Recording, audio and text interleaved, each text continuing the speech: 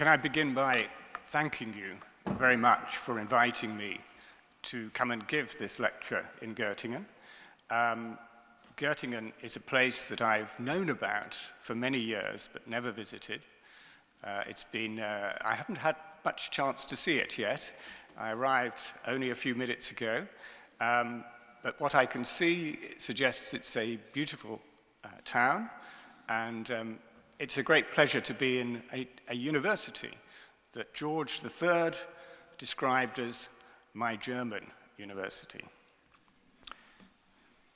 My lecture is slightly different, I think, from the program title.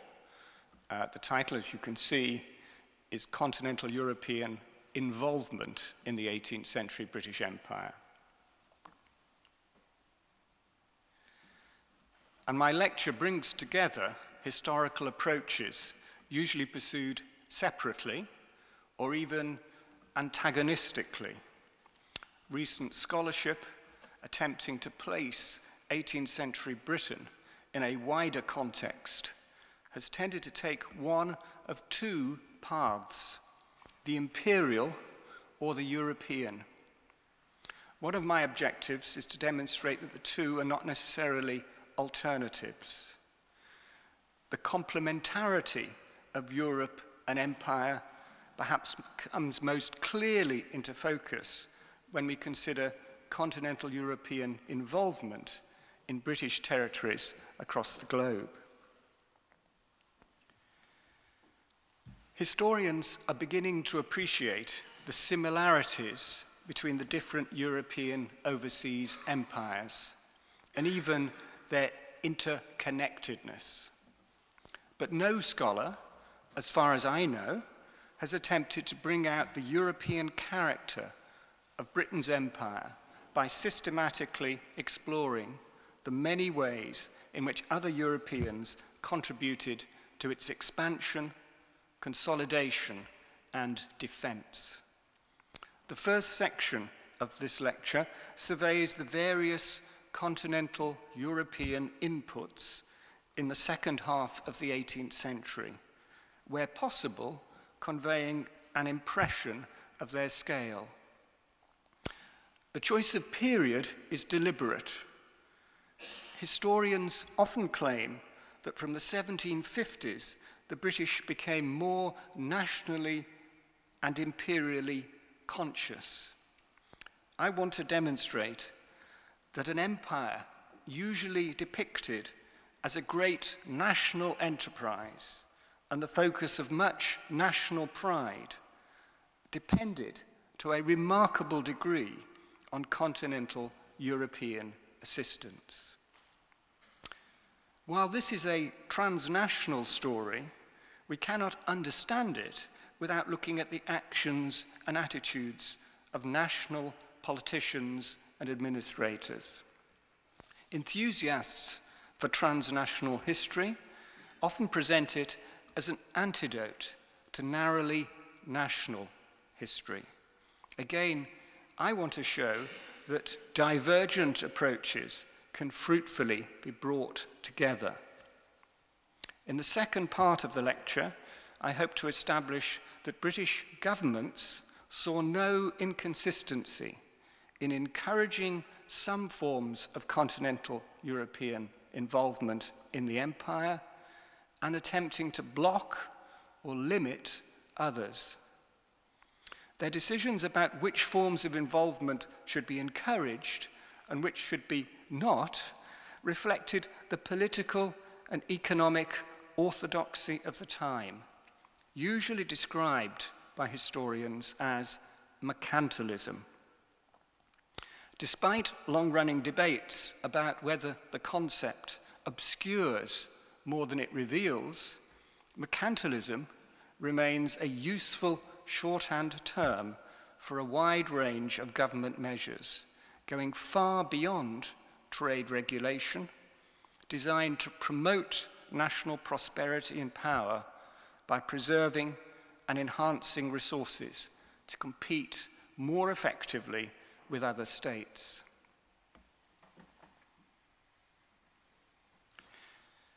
We begin then with a brief survey of continental European involvement in the British Empire. Capital investment is perhaps an appropriate place to start. The British national debt supported far more than imperial defence and expansion, but as an increasingly large portion of the British armed forces were deployed in the extra-European world from the middle of the century, we can reasonably say that the national debt underwrote a good deal of British imperial activity. Between 1760 and the late 1780s, according to a recent calculation, more than £20 million was put in British public funds by overseas investors, or about 16% of the total. This proportion was probably smaller than earlier in the 18th century, when the Dutch stake alone amounted to about 15%. But even by the 1790s, foreign investment was still far from negligible. Another piece of detailed scholarship reveals that European holdings in the stock of the British East India Company were particularly impressive. In the 1760s, they amounted to some 30% of all accounts. Nor was continental European investment confined to the public funds and the great chartered companies. Private individuals trying to secure profits in British overseas possessions also sought European backing. Dutch financiers, such as Hope & Co.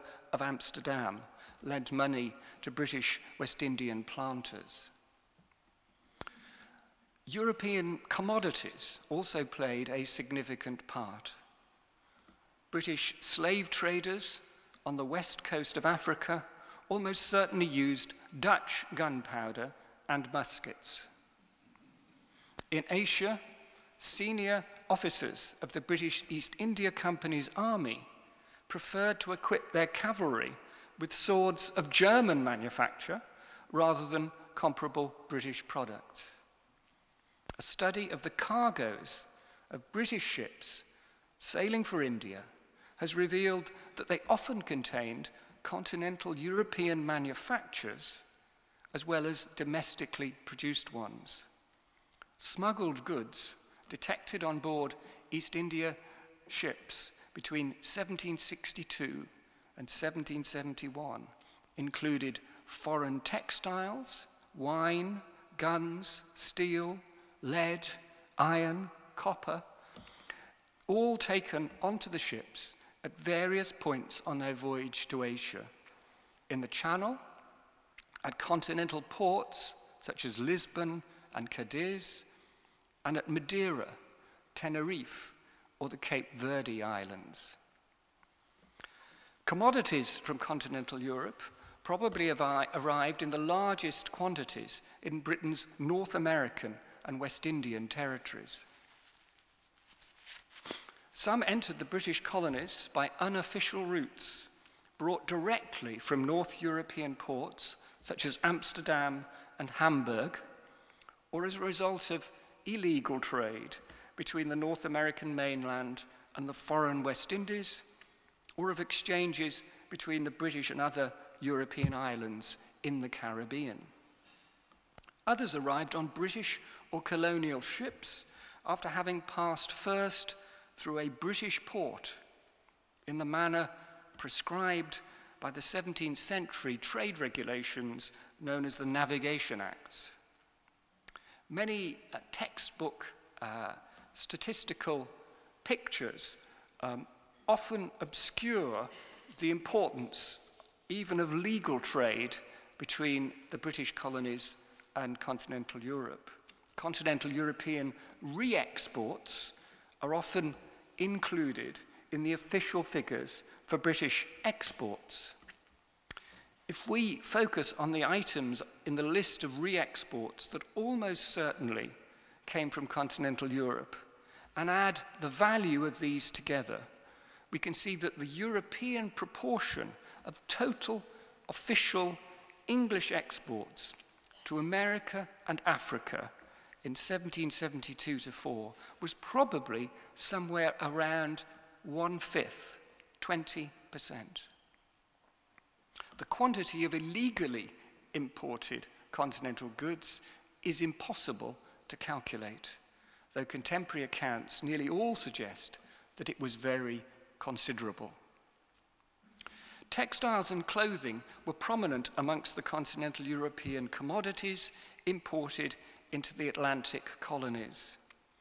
An account of all foreign goods and produce legally imported into British North America during 1769 includes German, Dutch and Russian linens, Silesian and Dutch lawns, and Italian silks. Colonial records similarly demonstrate that continental European textiles and clothing items had penetrated British imperial markets. Let me just give you a few examples drawn from colonial sources. Governor James Glenn of South Carolina noted in 1749 the large quantities of linens of all kinds consumed in his colony, many of them German, and also the considerable quantities of the fine laces of Flanders and the finest Dutch linens and French cambrics. James Pinnock, a barrister on Jamaica, purchased 3 pairs of French ribbed silk stockings at the end of December 1766 and a French silk and silver waistcoat in December 1769. A farmer in Chester County, Pennsylvania, included 4 Holland shirts amongst the goods seized or destroyed when the British Army passed through his neighborhood in September 1777. The following year, a New York merchant sold a quantity of what he described as osnebrigs. Osnebrigs. It's a British corruption, I think, of osnebrucks, or German linens. Some of these items might not have been what they seemed. Textiles described as osnebrigs or osnaburgs were not always Westphalian originals. Scottish and Irish linen makers produced their own imitations. Even so, we can be confident that foreign linens sold well across the Atlantic. In 1753, according to a contemporary account, 6.8 million yards of foreign linens were re-exported from Britain, mainly to the colonies in North America and the West Indies. Merchants from many German states established themselves in London in the second half of the 18th century, at least partly to facilitate access to British colonial markets. Nor were textiles and clothing the only continental goods sent to North America and the West Indies. Colonial sources, such as diaries, letters, inventories, and adverts in newspapers, refer to items such as German steel and Dutch crockery.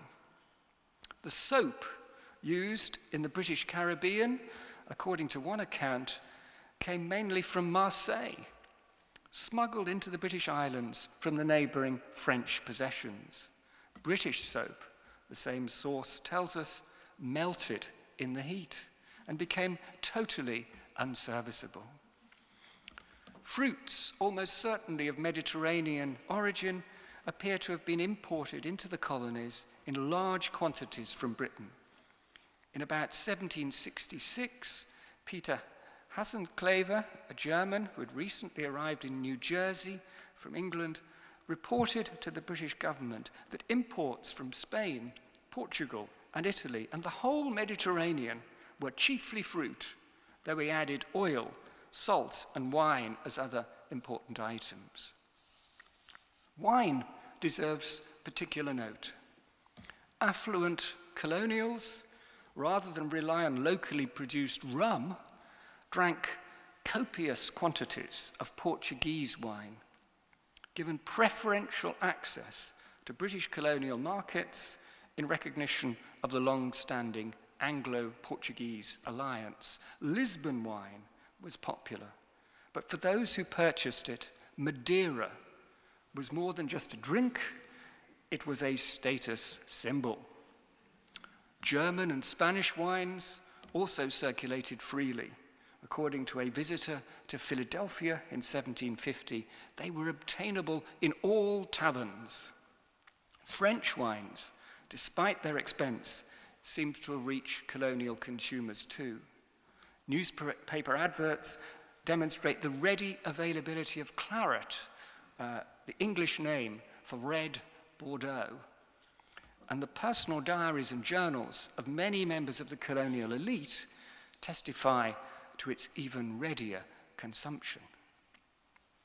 But the main European contribution to Britain's empire came in human rather than material form. Continental European experts played an important role.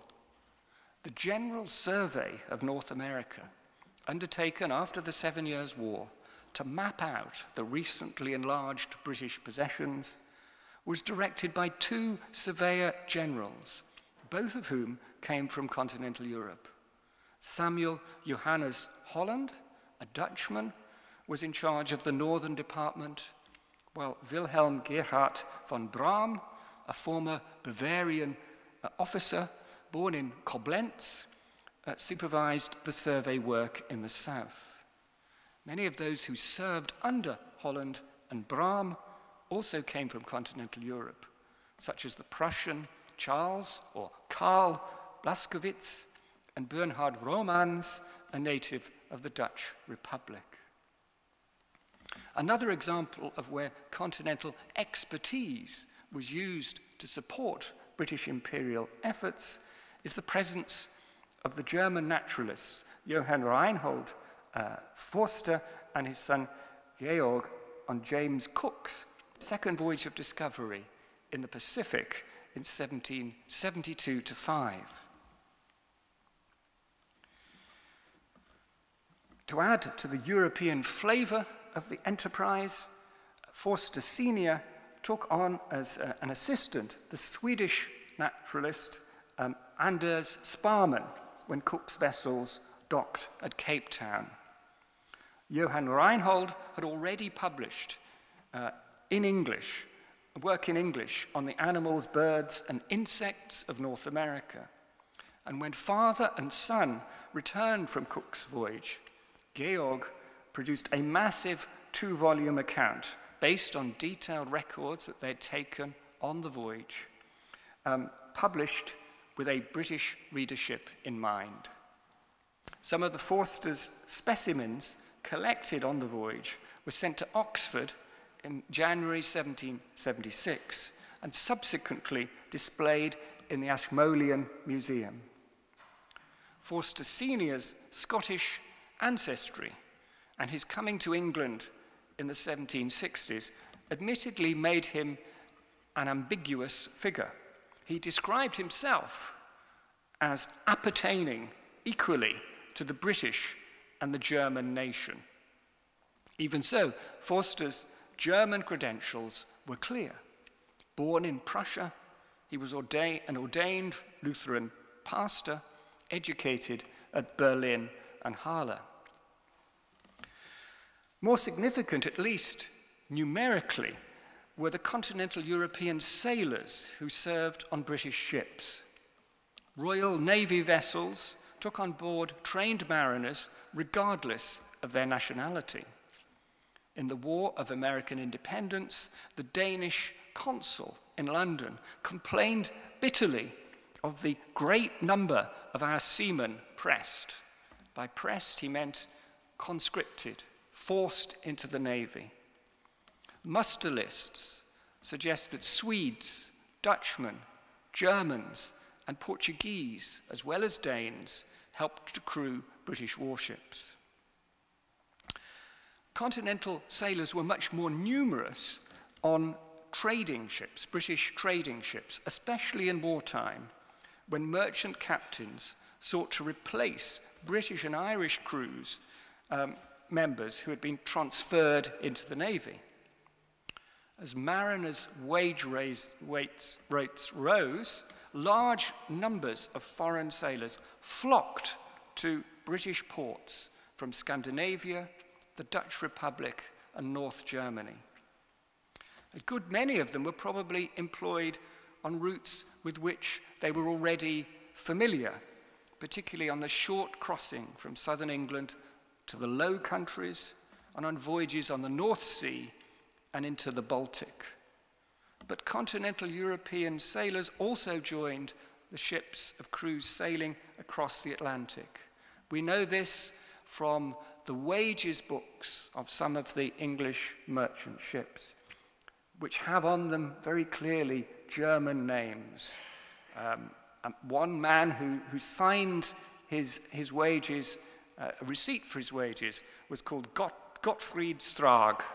Gottfried Strag, I think, fairly clearly German.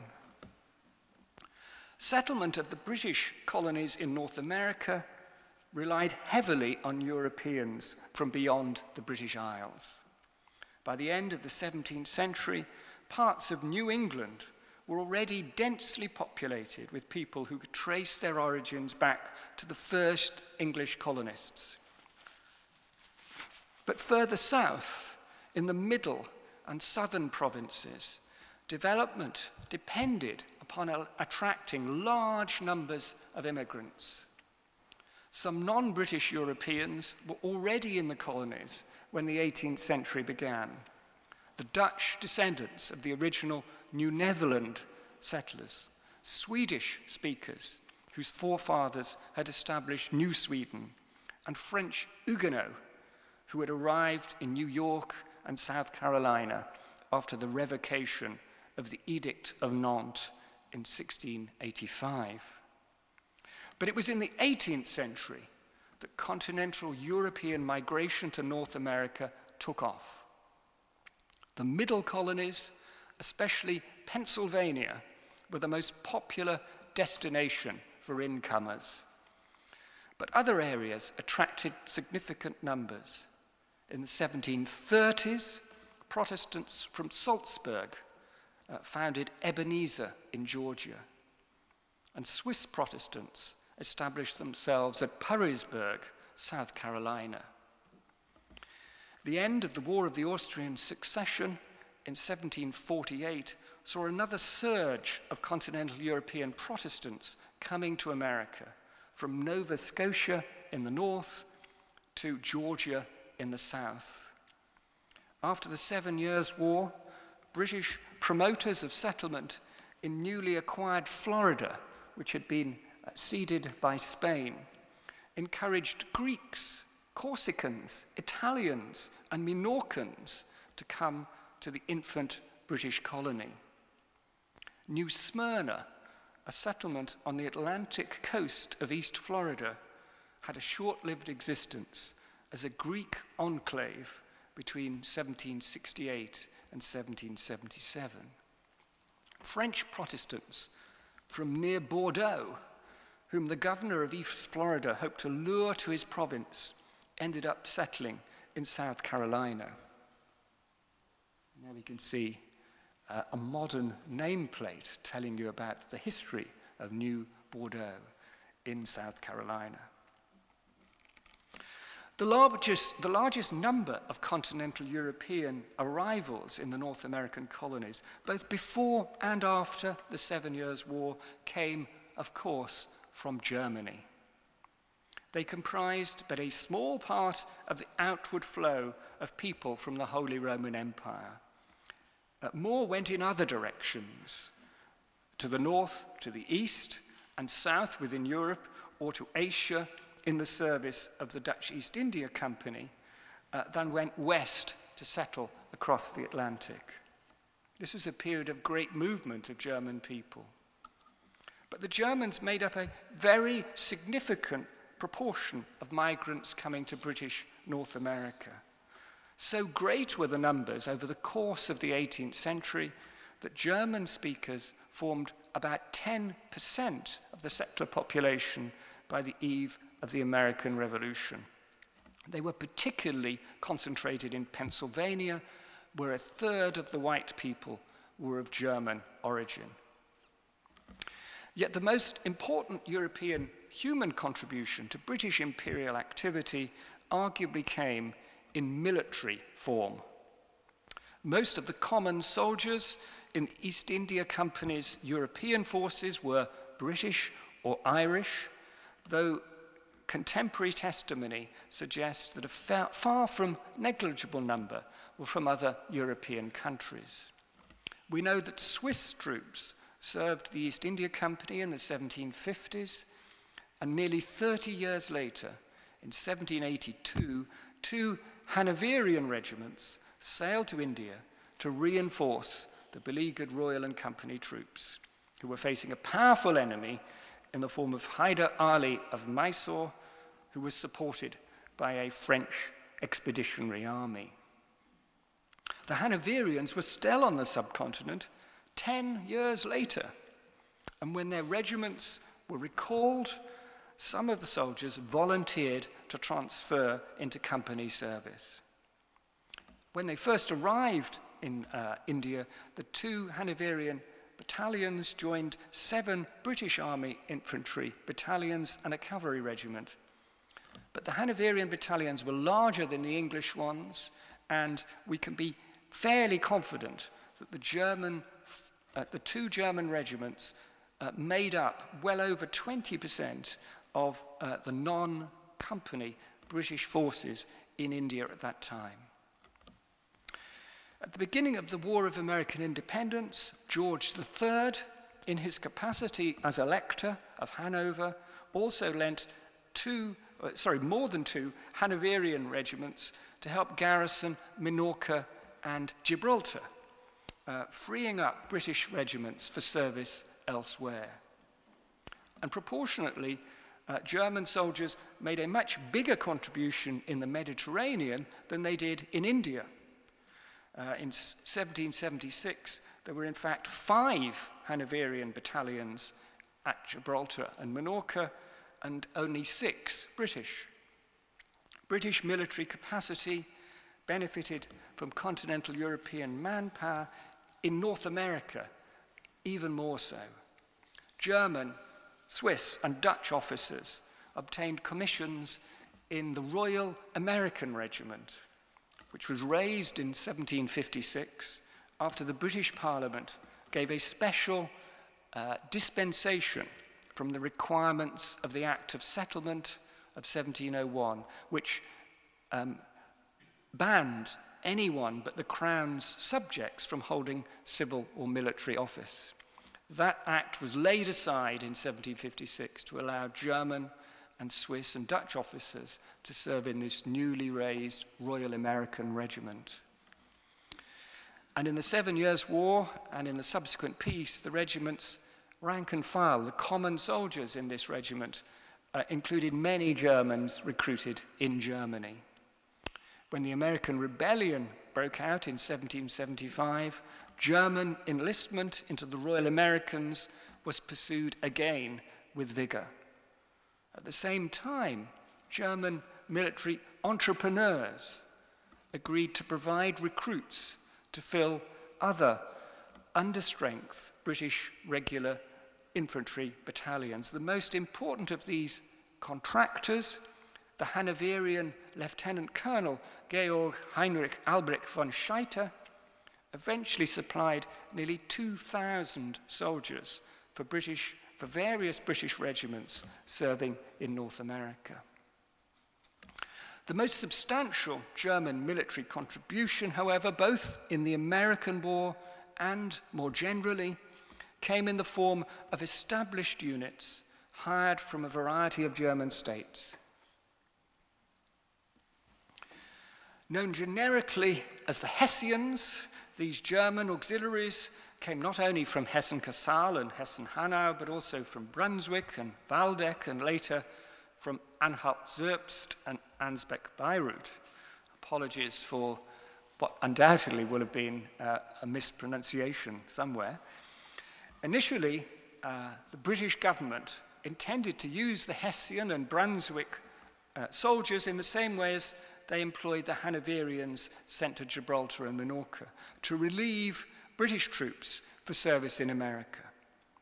Lord North, the British Prime Minister, planned to send the Germans to Ireland and dispatch British regiments in Ireland to America. But fearing Protestant Irish objections, he decided instead to use the Germans in North America. Originally, they seem to have been earmarked for garrison duties, freeing up the maximum number of British soldiers to fight the rebels. But very quickly, this idea was abandoned, and most of the Germans were employed as a field force alongside the British regulars. By the closing years of the war, the Hessians comprised some 37% of the British Army in North America.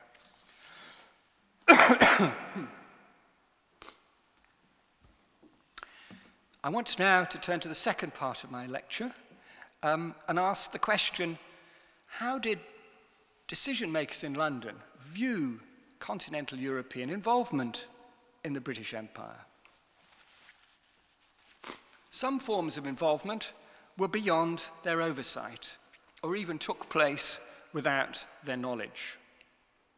But in many areas, the British state sought to shape and control continental European penetration of its overseas possessions. Mercantilist ideas about how to achieve national advantage led British governments to seek to limit the quantity of continental European products entering imperial markets.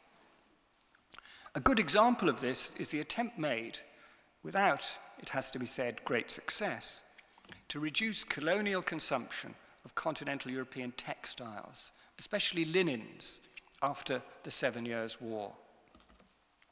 The 17th-century Navigation Acts envisaged colonies as appendages of the national community, established to boost national prosperity and national power.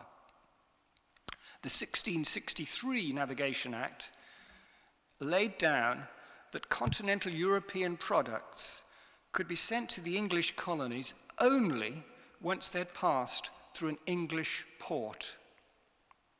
The intention was partly to raise customs duties, which would provide the Crown with an income, but also to increase the cost of the items for colonial consumers and so incline the settler population to purchase similar English goods instead.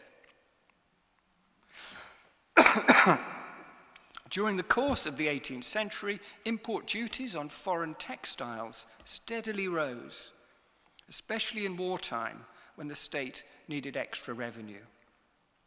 A 5% increase was imposed in 1748 at the end of the War of the Austrian Succession, and another 5% added in 1759 during the 7 Years' War.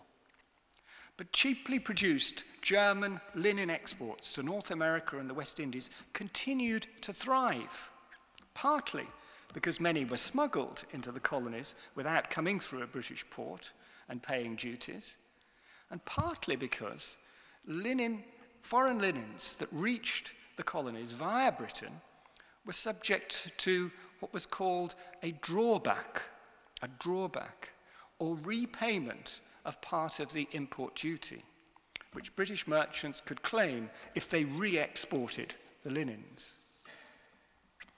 British politicians appear to have considered removing this drawback at various points in the 18th century. The mercantile community divided on this issue, but those who opposed ending the drawback seem to have had the most influence, at least until the end of the 7 Years' War. In the 1750s, for instance, Denis de Bourd, a prominent London merchant, argued that the drawback served British interests. Without it, he claimed, smuggling to North America and the West Indies would increase. Revenue would be lost on the import of foreign linens, and most importantly, in debert size. Foreigners would earn less for their linens and therefore be able to buy fewer British woolen goods.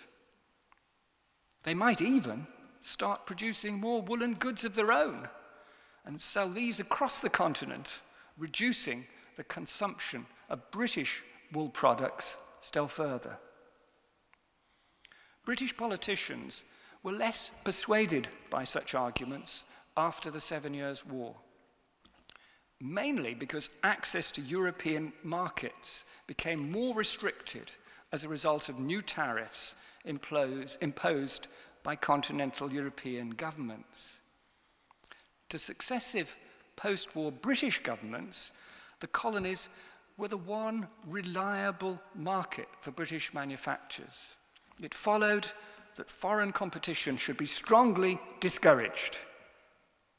Historians mainly remember George Grenville's Revenue Act of 1764 for its changes to the duty on foreign molasses, that's semi-refined sugar, entering the North American colonies. But besides increasing the money coming into the government's coffers, the act was designed to limit the flow of continental European linens entering North America and the West Indies. The new legislation ended the re-export drawback and imposed new duties on foreign cloth sent to the colonies. Grenville's Revenue Act attracted some opposition, but almost exclusively on the issue of the most appropriate rate for the molasses duty. Very few MPs questioned Grenville's attempt to reduce foreign linen sales in America, and most of those who did express concern were not regular opponents of the government. Politicians associated with the parliamentary opposition tended to agree with the government, at least on the case for reducing foreign linen consumption in the colonies.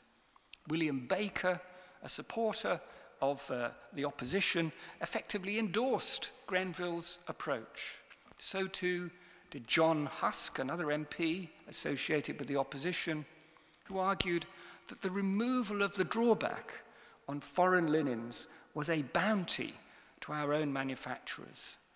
It was a subsidy, effectively, to British manufacturers.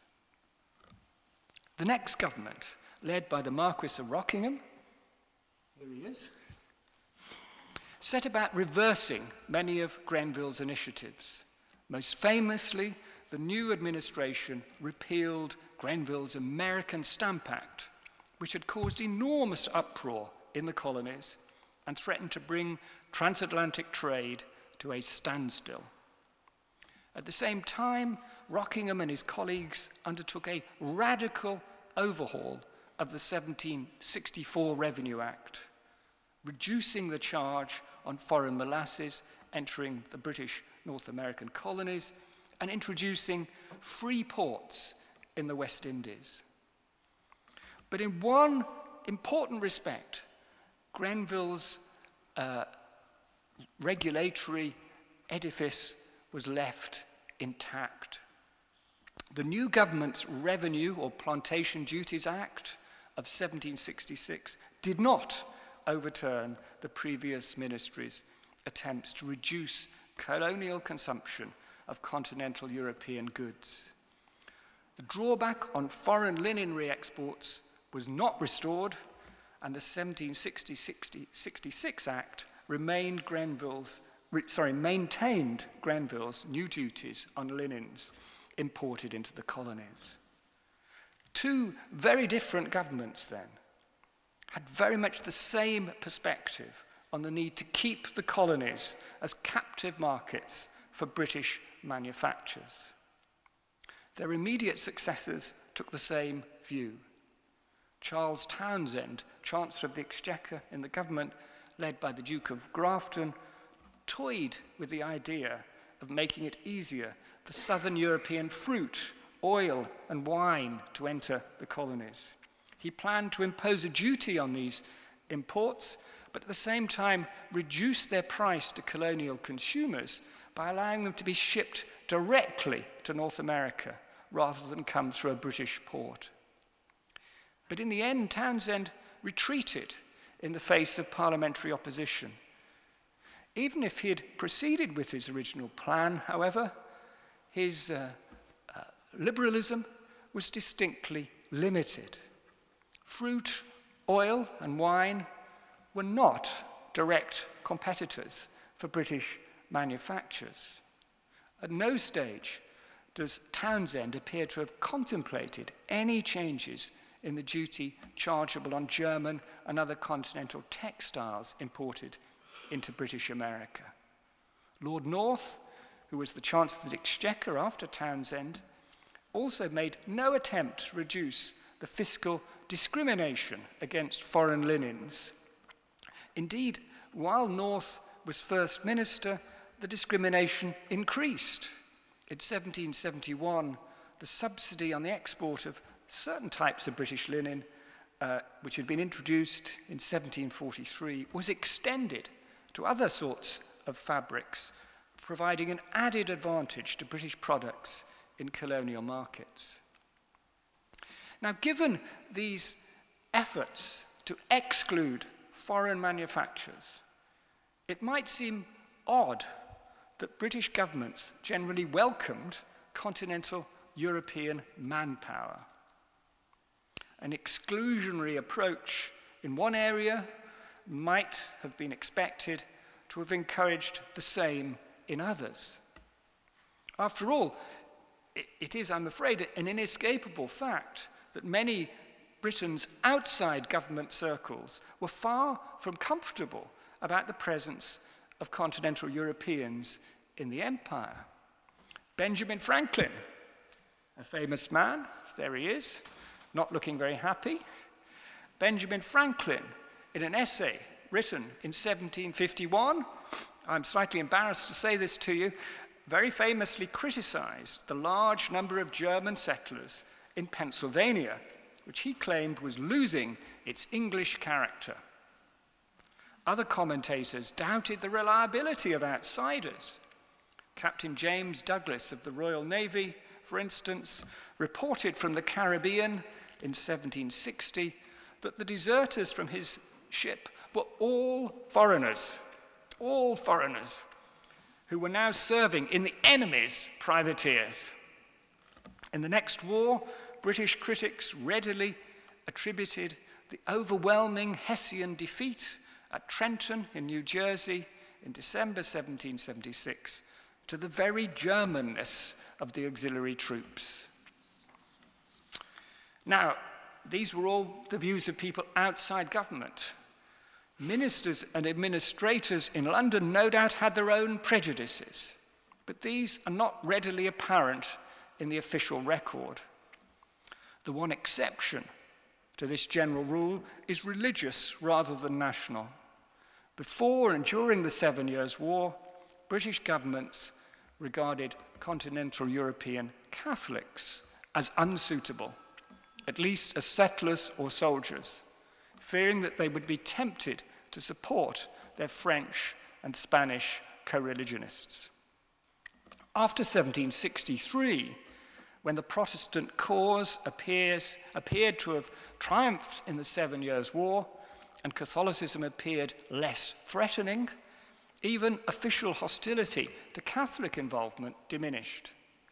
In general, both before and after the 7 Years' War, British governments took the view that national sentiment, perhaps national prejudice, should be subordinated to national interests.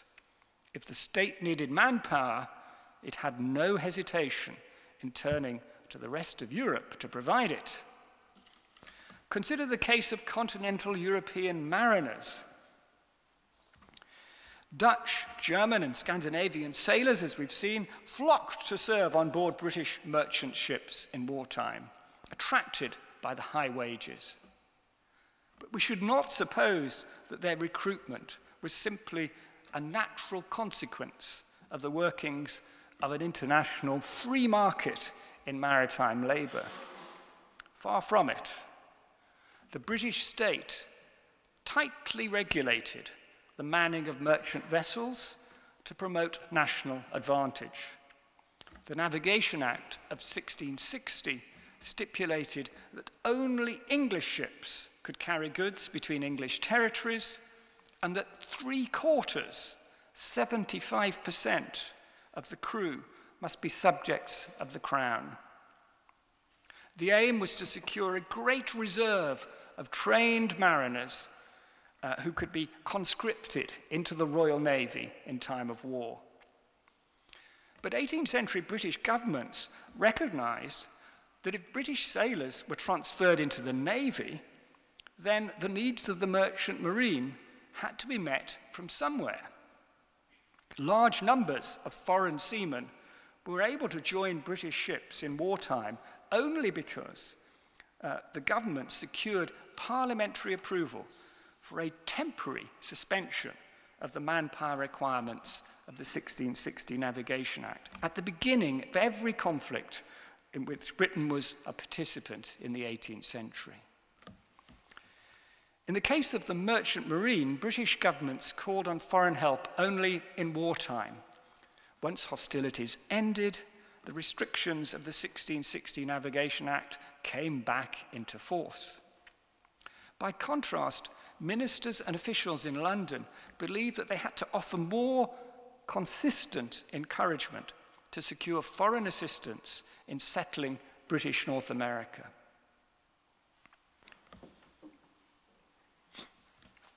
A good deal of the movement of people across the Atlantic, it should be said, owed little or nothing to the actions of the British state.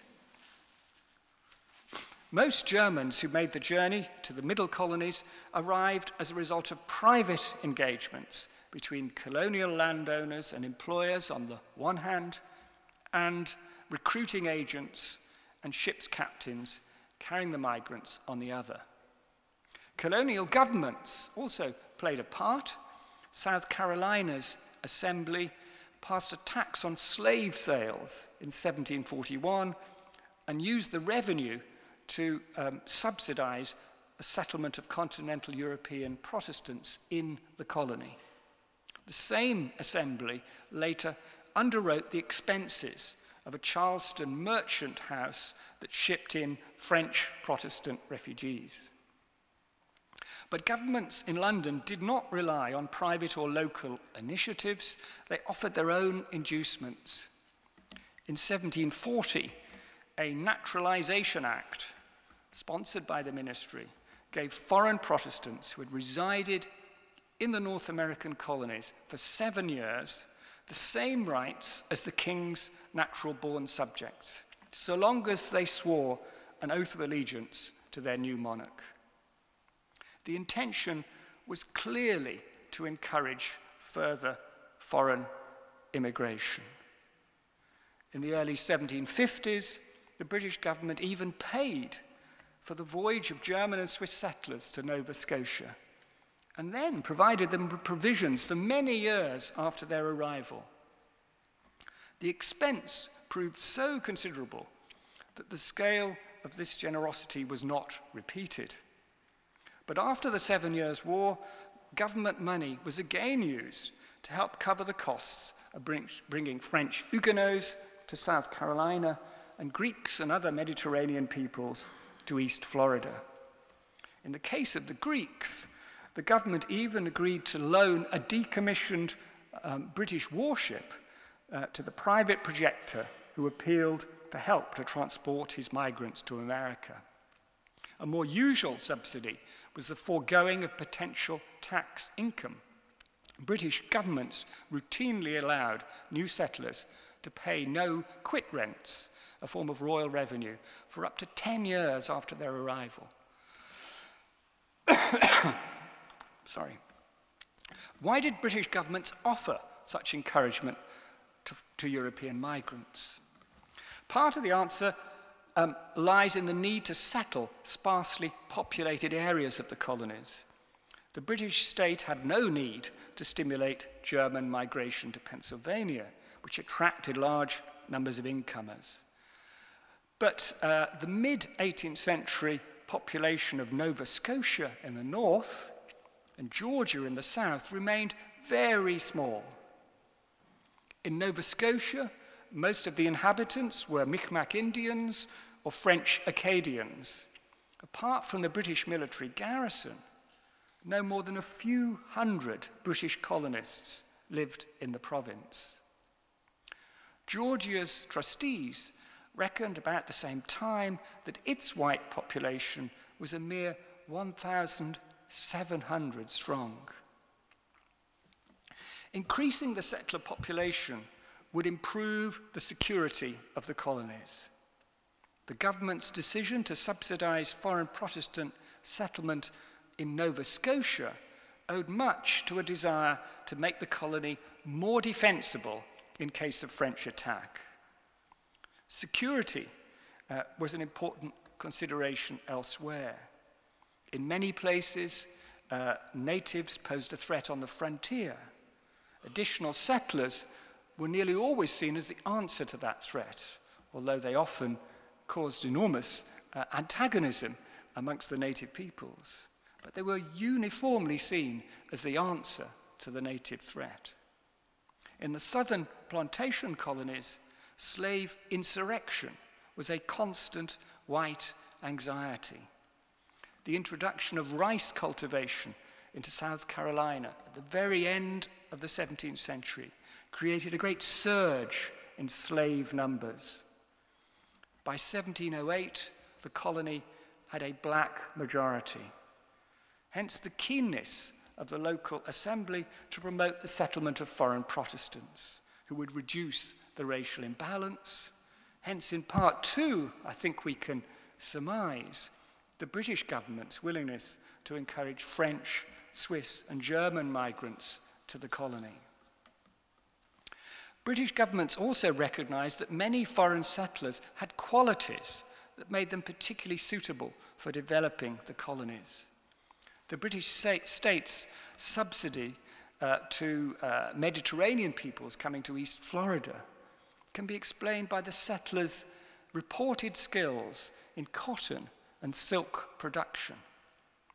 The French Protestants from near Bordeaux, who went to South Carolina in the 1760s, offered knowledge in viticulture, growing of vines, as well as silk manufacturing. Around the same time, a British Secretary of State was well disposed to a project for bringing to East Florida former gun makers from Liège in modern-day Belgium, on the grounds that they could establish a manufactory for small arms in their new American home. British sources rarely identified German settlers as having specialist skills, but they routinely describe them as industrious. According to a report drawn up for the government in 1771, the German settlers in the backcountry of South Carolina supplied Charleston with large quantities of flour and produced more than enough hemp for the ropes used on the province's merchant ships. Settlers of this kind would increase colonial production, which would benefit the metropolitan economy, both by sending back to Britain valuable raw materials and by earning export credits and therefore being able to buy an increasingly large quantity of British manufactured goods in return. Foreign migrants had another great advantage in the eyes of British politicians and officials. They allowed the colonies to be populated without depleting Britain's own human capital reserves. A central tenet of mercantilism was that countries with large populations were stronger than countries with small populations. In this sense, Britain was at a great disadvantage compared with France, which throughout the 18th century had a population roughly double that of Britain and Ireland combined. During and just after wars, British ministers' awareness of this demographic deficit unsurprisingly increased. In 1762, when the South Carolina Assembly was keen to encourage migration to the colony, its agent in London wrote that the British government was reluctant to see any new settlers come from Britain itself, which was so drained of men by the 7 Years' War that we have hardly sufficient for the manufacture and husbandry of this island. He added that for internal security reasons, the government in Dublin was even more unwilling to see any reduction in the Protestant population of Ireland. Similar manpower considerations encouraged London governments to look favourably on the recruitment of Swiss, Dutch, and above all, German soldiers for service in the British Empire. It's back to our Hessian soldiers. Britain's manpower supplies were limited, especially compared with France's, even after the Scottish Highlands and then Catholic Ireland had been subjected to increasingly heavy recruiting. Nevertheless, we would be mistaken, I think, if we concluded that the British state welcomed continental European soldiers simply because it had no alternative source of manpower. Imperial populations provided a considerable reinforcement to British and Irish military resources in the wider world, particularly in the form of the provincial regiments raised from amongst the settler population in the American colonies, or the much, much more numerous sepoy forces, native peoples raised in India by the East India Company. If it were just a question of numbers, these imperial troops could provide the support that the British military needed. But as with foreign settlers, quality was as important to British governments as quantity. Foreign Protestant officers brought into the Royal American Regiment offered the language skills necessary to recruit German settlers in the colonies, but much more importantly, they brought with them technical expertise as engineers and cartographers. Several went on to glittering careers as imperial soldiers and administrators. This man, Frederick Aldemont, or Sir Frederick as he becomes here, became the governor of Quebec. He started his military career as an officer in the Royal American Regiment. British ministers probably saw German troops in particular as a valuable addition to British strength. If German settlers were industrious, German soldiers were solidly reliable. They were European professionals who used the same tactics as British regular soldiers and shared with them the same military culture. They were the most natural supplement in the minds of most British politicians and administrators and military men, the most natural supplement to British military forces deployed across the empire. We're getting to the end, you'll be relieved to know. Continental European involvement in the 18th century British Empire then was greater than most British imperial historians acknowledge. That involvement was not simply a consequence of the inability of the British state to maintain an exclusionary empire for national advantage. The limited reach of London governments did indeed contribute to the ready availability of many continental manufactured goods in the Atlantic colonies. Despite the best efforts of ministers and officials, illegal trade simply could not be curbed. But other forms of European involvement stemmed not from the failure of the British state to impose its will, but at least partly from its success. Continental manufactures might have been unwelcome to British governments, but continental human capital most certainly was not. Foreign experts, sailors, settlers, and soldiers all played a significant part in the making of the British Empire. and with the active encouragement of ministers and officials in London. British governments had no qualms about using transnational means to secure national imperial ends. Thank you very much.